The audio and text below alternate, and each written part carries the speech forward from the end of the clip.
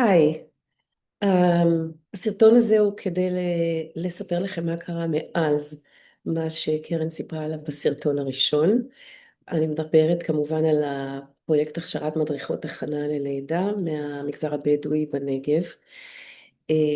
קיבלנו תקציב, את מה שביקשנו, שזה לא היה תקציב גדול, אבל קיבלנו דווקא ממשרד העבודה דרך תוכנית ריאן, שזו תוכנית שעוסקת בקידום תעסוקה בקרב נשים ערביות. לקח לנו שנתיים לקבל את התקציב, אבל זאת הייתה חגיגה גדולה, ופתחנו את הקורס הראשון ביוני 2025, עם 25 משתתפות, סיימנו עם 23 בוגרות, שזה עוד משהו מאוד מאוד מרגש.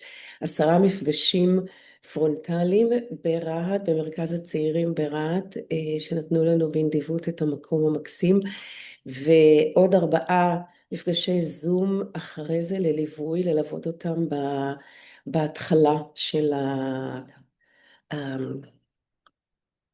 ההקמה של כל מה שהן צריכות לעשות.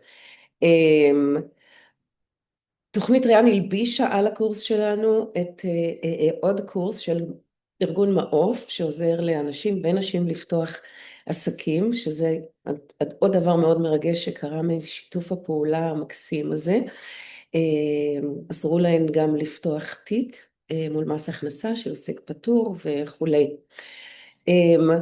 אנחנו גם מאוד גאות בנושאים שלימדנו, שמעבר לנושאים ההכרחיים, הרגילים, כמובן בקורס הכנה ללידה, לימדנו גם מיניות, זוגיות אחרי לידה ותוך כדי הריון, דיברנו על הרצאה שלמה על זכויות אדם של נשים סביב ההיריון והלידה, מיינדפולנס, יוגה וכו'.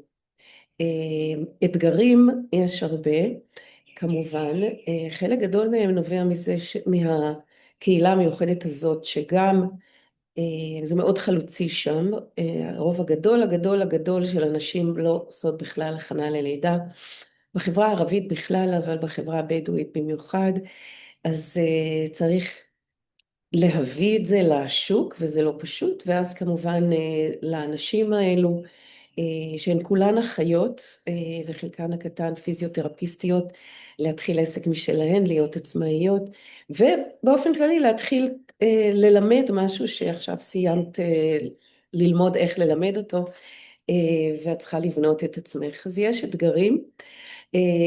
התוכנית ריאן אמרו לנו שאנחנו נקבל שוב תקציב לקורס הבא, שהכפלנו בו את מספר השיעורים וביקשנו תקציב יותר גבוה, אז קיבלנו הבטחה בעל פה, אבל זה עוד לא קרה מכל מיני סיבות, אנחנו לא מאבדות תקווה, אנחנו יודעות שזה תהליך, כמו כל הגשמת חלום, כמו כל פרויקט. יש לנו עוד רעיונות לקדם את זה לכל מיני כיוונים, נשמח לדבר, ותודה רבה על ההתעניינות.